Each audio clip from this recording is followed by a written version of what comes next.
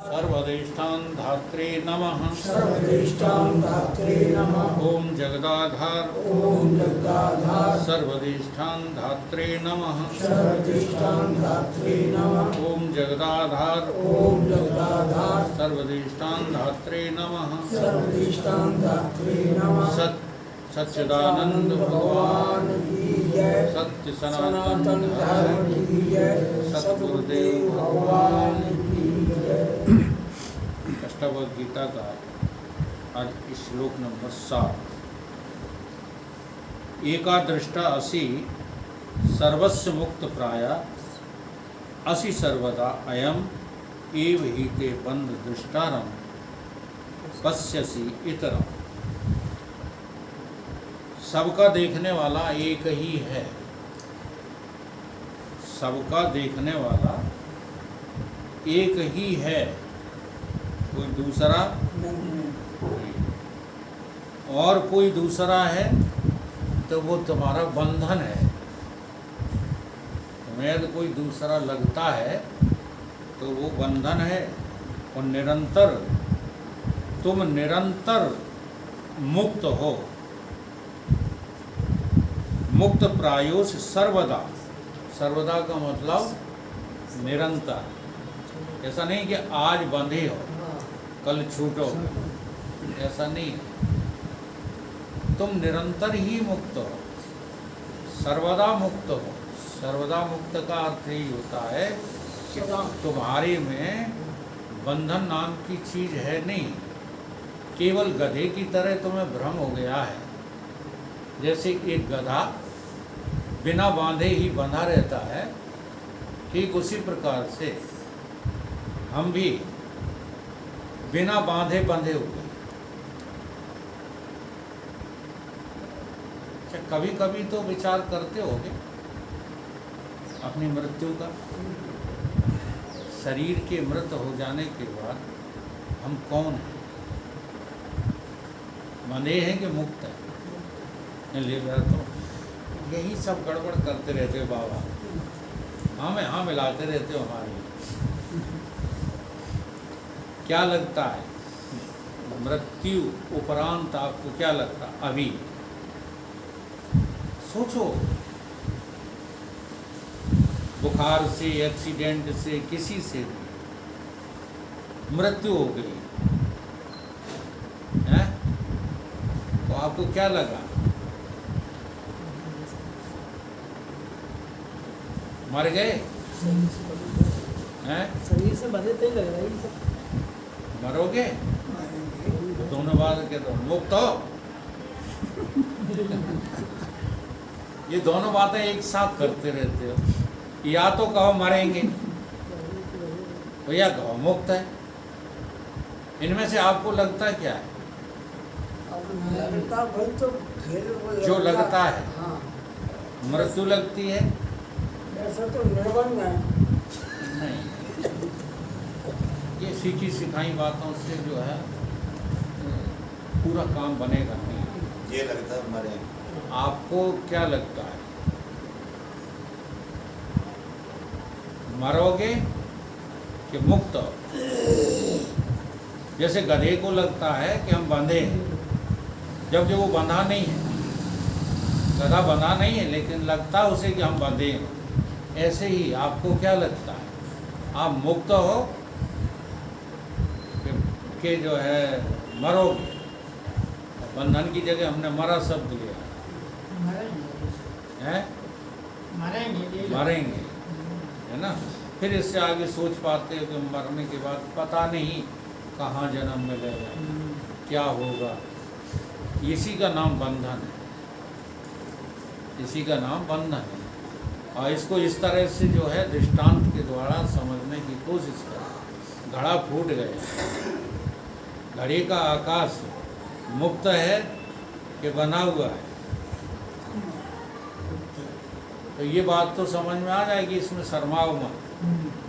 घड़े का आकाश, घटाकाश, घड़ा फूट जाने पर, मृत्यु घड़े की हो जाने पर बना है कि मुक्त है ना? स्पष्ट दिख रहा है। क्या ऐसा ही आपको अपना मैं दिखने लगा? में, वो तो दृष्टांत है। दृष्टांत को याद कर लेना ज्ञान नहीं होता महाराज। दृष्टांत के द्वारा अपनी अनुभूति करना, शास्त्रों के द्वारा, वेदों के द्वारा, गुरु वचनों के द्वारा अपनी अनुभूति करने का नाम है ज्ञान। आपको क्या लगता है? अगर आपको ये लगेगा कि मैं मुक्त हूं, तो देखो मरना ही नहीं गया। मरने के साथ साथ जो तुम जीवित समझते थे वो सारा व्यवहार चला गया। अब दो बातें नहीं चलेंगे, मुक्त भी हैं और अभी हमारी जिम्मेदारी भी घर की है। ये दो बातें नहीं चलेंगी। तो इसका नाम जो है निरंतर मुक्त प्राय असि सर्वदा। और तेरा कोई बंधन नहीं, निरंतर अत्यंत मुक्त हो। ये तुम दूसरे को दृष्टा देखते हो। अगर तुम दूसरे को दृष्टा देखते हो, दूसरे को दृष्टा देखने का मतलब क्या है? जैसे सामने विषय रखा है, तो दृष्टा कौन है? ये माला तुमको दिख रही है?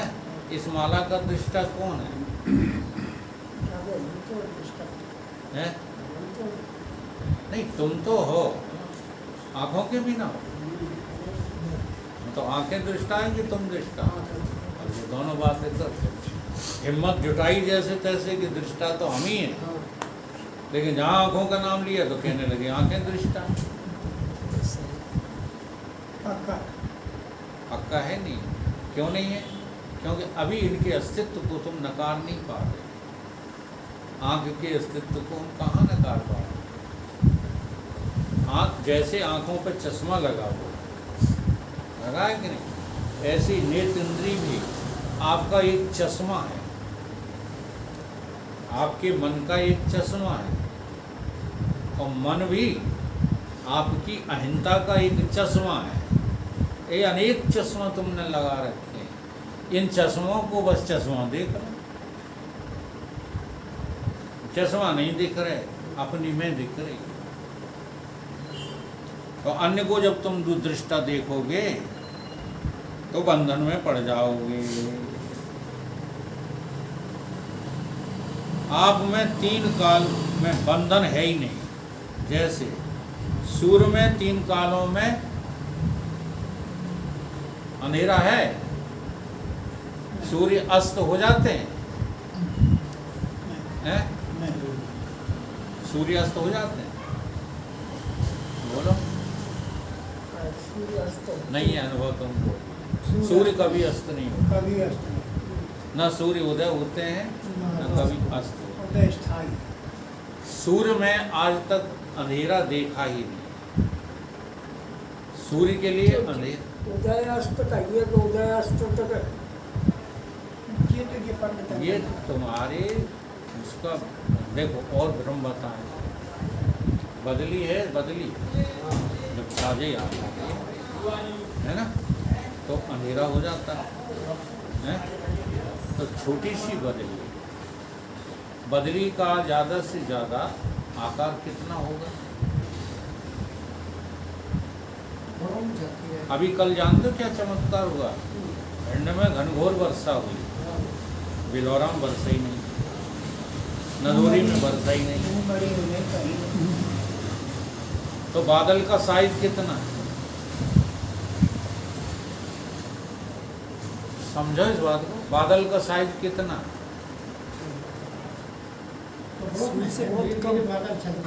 बहुत कम। कितना कम? 1000 गुना कम। और ईश्वर का जो है वो सूर्य का साइज 1000 गुना, लाख गुना अधिक। और कहते क्या बादल ने सूर्य ढक लिया, ढक लिया। अब ज़्यादा होशियारी मत चढ़ाओ आगे, केवल इस बात पर निर्णय करो, क्या एक छोटा सा बादल सूर्य के प्रकाश को ढक सकता है? जब बादल नहीं ढक सकता है तो तुम्हारी ये पृथ्वी भी सूर्य से छोटी है। ये भौगोलिक व्याख्या है, ये हमें नहीं करनी चाहिए, लेकिन अब तुमको नहीं पता लगता तो करना। सूर्य कभी अस्त नहीं होता। ये उदय अस्त तुम भ्रांति से, भ्रम से कहते रहते हो। जैसे सूर्य कभी अस्त नहीं होता, अंधेरा कभी आता नहीं है, ऐसे ही तुम आज तक बंधन में किसी के आए, तुम सदा मुक्त हो। ये दृष्टांत के द्वारा हमें देखना है। जब तुम्हें अपनी मुक्ति पता लग जाएगी ना, तुम लख लोगे ना, जान जाओगे, तो बता दो हमें काहे का परिवार, काहे की रिश्तेदार, काहे की संबंध, काहे का बंधन। तो वेदांत ग्रंथों के द्वारा हम शब्दों को रट लेते हैं, वो ज्ञान नहीं है। हमको ये लगना चाहिए कि हम मुक्त हैं। जनक जी ने कहा कि हे भगवान, सारे संसार में सब लोग अपने से भिन्न कर्मों का साक्षी और दृष्टा मानते हैं और अपने से भिन्न दृष्टा और कर्मों के फल के प्रदाता को मानते हैं कि नहीं मानते। जनक जी का प्रश्न है कि हाँ मानते तो हैं, तो क्यों मानते हैं। अष्टावक्र जी कहते हैं कि जो संसार में अज्ञानी मूर्ख हैं, वे अपने से भिन्न दृष्टा को और कर्मों के फलदाता ईश्वर को मानते हैं और अपने कर्मों का कर्ता और फल का भोक्ता मानते हैं। ज्ञानवान ऐसा नहीं जानते, ऐसा नहीं मानते। कौन मानता है ऐसा? अज्ञानी। तो अज्ञानी की दृष्टि में मैं जीव हूँ ऐसा स्वीकार करते ही तुरंत ईश्वर को मानना पड़ेगा। तो ईश्वर और जीव को मानना क्या है? अज्ञान दृष्टि है, ये दृष्टापना नहीं है। अगर आप दृष्टा हैं तो फिर जीव के भी हैं और ईश्वर के भी हैं। आप दोनों के दृष्टा हैं। खाली जीव के दृष्टा हो आप, हैं? ईश्वर के दृष्टा नहीं है। असल में ईश्वर नाम की कोई चीज किसके लिए नहीं है? ज्ञानी के लिए है ही नहीं। क्योंकि ज्ञानी को न कर्म करना है, न उसका फल लेना है, न जन्म लेना है, न मरना है, न आना है, न जाना है। जब ज्ञानी को कुछ करना ही नहीं तो ईश्वर की जरूरत कहाँ रहेगी? और जब तक ऐसा नहीं है तब तक धोखे में भी मत कह देना कि ईश्वर नहीं है। देह बने बैठे हो, कहते ईश्वर है नहीं कहना चाहिए ईश्वर नहीं। केवल ईश्वर नहीं है किसकी दृष्टि में? जब तुम सारे बंधनों से अपने को मुक्त लो, तब फिर न जीव है न ईश्वर। ये दृष्टा का बंधन हो जाता है। किसी दूसरे को देखना ही दृष्टा का बंधन है। इस बंधन का कारण सिर्फ यह है कि तू अपने से अलावा किसी दूसरे को दृष्टा मानता है। खूब वेदांत पढ़ना, हाँ, यहाँ जाके अड़ी अटक जाएगी। कहाँ? विषय का दृष्टा आँख है, आँख का दृष्टा मन है। ये रटी हुई बात मैं बता रहा हूँ। मन का दृष्टा बुद्धि है और बुद्धि का दृष्टा, बुद्धि का दृष्टा कौन है? अब गाड़ी अटक गई। अच्छा देखो, अब जरा ध्यान दो। जब तुम कहते हो कि विषय का दृष्टा आँख है, तो वो विषय को तुम देख रहे हो। देख के कह रहे कि बिना देखे? तो यहाँ तुम आँख के द्वारा विषय का दृष्टा होना तो जच रही बात हमें, आपको सबकी अनुभूति है। और आँख का दृष्टा होना मन के द्वारा, ये सबको नहीं जचेगी। लेकिन किन्हीं किन्हीं को ये बात जच जाती है। कैसे? आज मेरी आँख में से कम दिख रहा है, आज मेरी आँख से बिल्कुल नहीं दिख रहा है। अंधता और पटुता, और आज मेरी आंख से बहुत ज़्यादा दिख रहा है। ये तीनों बातें तुम काय से जान गए, मन से, ये भी तुम्हारी अनुभूति हो जाएगी और है भी। नहीं तो बता दो जो है तुम्हारे कांटा चुभता है, कैसा लगता है? ये कौन है जाना? दर्द, ये दर्द कौन है जाना? वो कैसे जाना बता? अरे तुम्हारी अपनी बात है, वो तुम नहीं जान पाते। देह ने जाना, इंद्रियों के द्वारा। ये ससुरी जड़ है, वो क्या जानेगी? मन न जाना। मन के द्वारा जो है, इंद्रियों के द्वारा तुम ही ने जाना। ठीक है। अब ये बात क्यों बताई गई है क्रमशः, कि तुम उस दृष्टा को पकड़ने की कोशिश करो। अब मन के द्वारा तुमने जो है आंख को दृश्य बना के दृष्टा बन गए, और मन के दृष्टा बुद्धि से बन गए। बुद्धि तुम्हारी प्रखर है तो ही मन को पकड़ पाएगी, और बुद्धि तुम्हारी मंद है, या बुद्धि तुम्हारी कहना चाहिए सेवरी है। सेवरी माने ठीक ही है, मंदी है, तो मन को नहीं पकड़ पाएगा, बल्कि मैं करते हो। आज उन्हें देखो ना, आपके सत्संग में आने वाला महान भाव दामोदर महाराज, जी हाँ, कैसे अकड़ता है मेरे ऊपर। क्या है ये सब? ये अपनी मैं को पकड़ ही नहीं पा रहे। इन्हें लगता मेरा अपमान। किनका अपमान? मेरे पीछे पड़े रहते। किनके पीछे पड़े रहते? तो ये क्या है? बुद्धि का सेवरा होना। बहुत जो है थर्ड क्लास बुद्धि है साधनी की, तुम भले चक्कर में आ जाओ उसके। उससे ज़्यादा मंद बुद्धि आप लोगों में किसी की नहीं है। कितनी मंद बुद्धि का आदमी है, जाने क्या समझता है अपने को। देह को मैं 24 घंटे मानता रहता, तो मेरा अपमान कर दिया, और मेरे पे नाराज हो गए, और मेरा ये हो गया, मेरा वो हो गया। तो बुद्धि हो जो परम सयानी। हाँ, जब परम सयानी बुद्धि होती तो सेवरापन नहीं रहता। तो वो मन को भी पकड़ लेती है, अहंकार को भी पकड़ लेती है, चित्त को भी पकड़ लेती है। हाँ, पांचों ज्ञानेंद्रियों को पकड़ लेती है।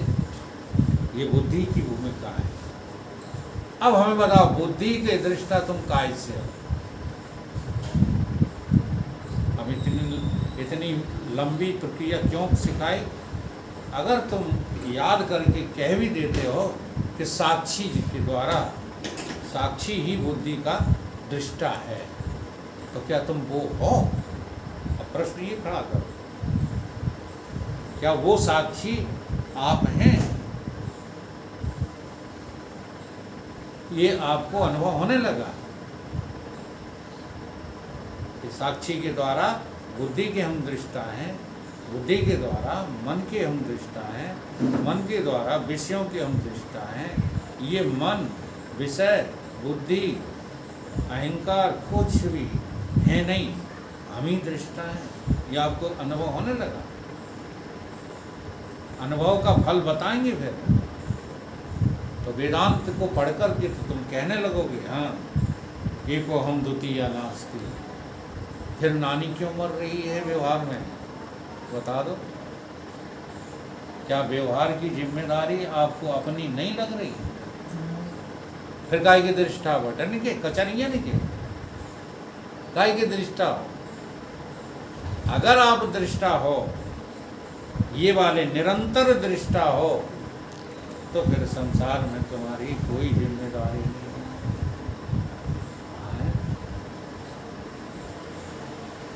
है। जिम्मेदारी संसार में। इसी को वेदांत विचार सागर में कहा गया है, जो माने कर्तव्य। अज्ञानी का चिन्ह है जो माने कर्तव्य। ज्ञानी सोई सुघर नर, जाय नहीं भवतव्य। तो बताओ, है कोई जिम्मेदारी आपकी? वैसे तो आप लोग कहते रहते हो, हैं? जब आपस में बातें करते हो तब कहते हैं हमारी कोई जिम्मेदारी नहीं करती, हम तो मस्त रहते हैं। क्यों झूठ बोलते हो? जिम्मेदारी नहीं तो भागते किधर को?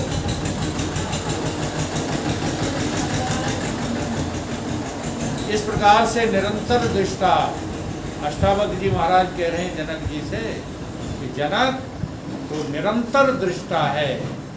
जब तू किसी दूसरे को स्वीकार कर लेता है तो तेरा दृष्टापन जो है समाप्त हो जाता है, तुझे भ्रम हो जाता है कि मैं कहीं बंध गया।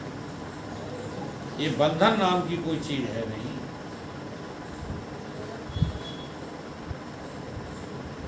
फिर कर्ता भोक्ता बन जाते हो। जब दूसरे किसी को दृष्टा मान लेते हो तो स्वाभाविक है स्वयं को कर्ता मानोगे, और जब कर्ता मान लोगे तो फिर भोक्ता बनोगे ही। कर्ता मानते ही सुख दुख आदि द्वंद्वों के चक्र में घूम गया। बिना कर्ता बने कोई सुखी दुखी नहीं हो सकता। इसलिए कर्मों के कर्ता बनते हो तो सुख और दुख का परिणाम भोगना ही पड़ेगा। द्वंद्व की प्रकृति सापेक्ष है। जहाँ द्वंद्व है वहाँ सापेक्षता, प्रकृति की सत्यता स्वीकार करना ही पड़ेगी। जबकि प्रकृति झूठ है, प्रकृति सत्य नहीं। जैसे सांख्य दर्शन ने प्रकृति और पुरुष का वर्णन किया है। एक प्रकृति है, एक पुरुष है। लेकिन ये कब तक है प्रकृति और पुरुष? जब तक आपको ज्ञान नहीं हुआ। विवेक में दो है। तो कहाँ तक पहुँचा है सांख्य? विवेक तक। और देखो विवेक से बात कहना प्रारंभ की है। भगवान वासुदेव कृष्ण ने श्रीमद् भगवत गीता में बात कहाँ से प्रारंभ की? विवेक से। विवेक द्वारा बता रहे हैं कि अर्जुन इतना तो विवेक की बन जा कि तू नहीं मरता है, शरीर मर जाता है। हन्यते हन्य माने शरीर। अब यहाँ पर दो दिखा रहे हैं, तू अलग है, शरीर अलग है। ये सांख्य दर्शन है। यहाँ सांख्य बोल रहे हैं भगवान। जब वेदांत बोलेंगे तब क्या कहेंगे? दुई के एक संग हो भुआ हंसो ठठाओ भुलाओ गालो। अगर तुम दृष्टा हो तो दूसरा आ कहाँ से गया? इसलिए दूसरे को दृष्टा मानते हो तो तुम बंधन में पड़ जाते हो, द्वंद्व में पड़ जाते हो, सापेक्षता में आ जाती है। यहाँ अपने से अलावा दृष्टा के रूप में ईश्वर आदि के अस्तित्व को भी नकार दिया गया है। अब ये अष्टावक्र जी की वाणी है। नहीं तुम सोचो कि हमें रोज कहते रहते हैं, रोज कहते रहते हैं ईश्वर है नहीं, है नहीं। जब हम कहते हैं तो मानते नहीं। अष्टावक्र जी की बात समझने की कोशिश करें। इफ यू आर एलोन, यदि आप चेतन हैं तब, चेतन होकर के दृष्टा हैं तब कोई ईश्वर नहीं। ईश्वर भी जीव को लेकर के ही तो है। ईश्वर कारण है, ईश्वर कर्म फलों का देने वाला है। लेकिन ये तभी संभव है जब जीव हो तुम और बंधे हो। अगर तुम बंधन में हो और अपने को जीव स्वीकार किए बैठे हो तो ईश्वर को भी अपना स्वामी स्वीकार करना पड़ेगा। फिर ईश्वर फल देने वाला है।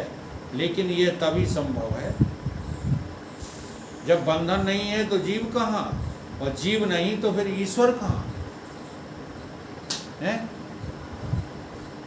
तो कल वो बाबा बोल गया, थोड़ी मैंने इज्जत रखी और समय भी नहीं था कि हर एक शब्द को एक्सप्लेन कर पाए। जीवो ब्रह्मो ना परा, जीवो ब्रह्मो ना परा, क्या अर्थ है इसका? तो आदि गुरु शंकराचार्य ने कहा जीवो ब्रह्म हो ना परा। अगर जीव हो तो ईश्वर को स्वीकार करना ही पड़ेगा, और जीव नहीं हो तो कोई दूसरा है ही नहीं, ब्रह्म ही ब्रह्म है। ब्रह्म ही वेदम सर्वम, ब्रह्म ही ब्रह्म, चेतन ही चेतन, चेतन के अतिरिक्त और कुछ भी नहीं। ये अष्टावक्र गीता जो है डायरेक्ट ज्ञान करा रही है। इतना खतरनाक ग्रंथ है ये। भगवान मधुसूदन ने, भगवान वासुदेव कृष्ण ने श्रीमद् भगवद गीता समझाते समय कर्म का, उपासना का, योग का, सबका जो है सहारा लेकर की बात समझाई। यह अष्टावक्र जी ठोका कह रहे हैं, तू मुक्त है, तेरे में कोई बंधन नहीं।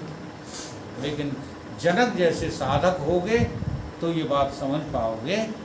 अगर साधना नहीं कर रहे हो तो ये बात जो है हाँ में हाँ भले मिला दो, समझ नहीं आएगा।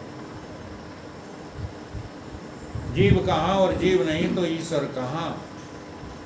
ईश्वर की क्या सार्थकता, स्वयं को दृष्टा जान, समझ और अनुभव करने वाले के लिए मुक्ति सदा है। मुक्ति तो उसका अपना स्वभाव है। आपका स्व क्या है? स्वभावो अध्यात्म उच्यते। आपका स्व क्या है?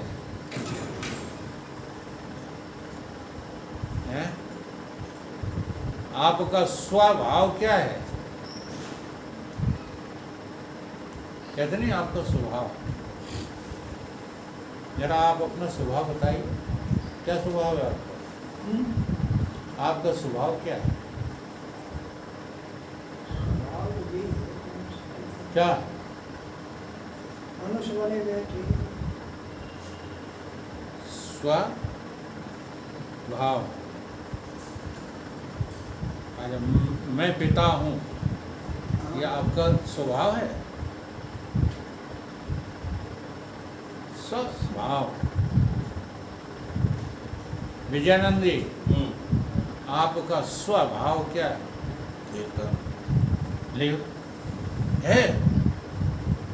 है? अनुभव में है? अनुभव में नहीं है, बुद्धि में। तो क्या फायदा? ये डायरेक्ट जो है अनुभव की बात कर रहे हैं।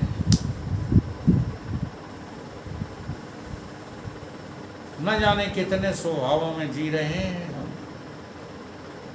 जबकि आपका एक ही स्वभाव है, चैतन्य आत्मा ब्रह्म, मुक्त स्वरूप आपका स्वभाव। बोलिए सतगुरु।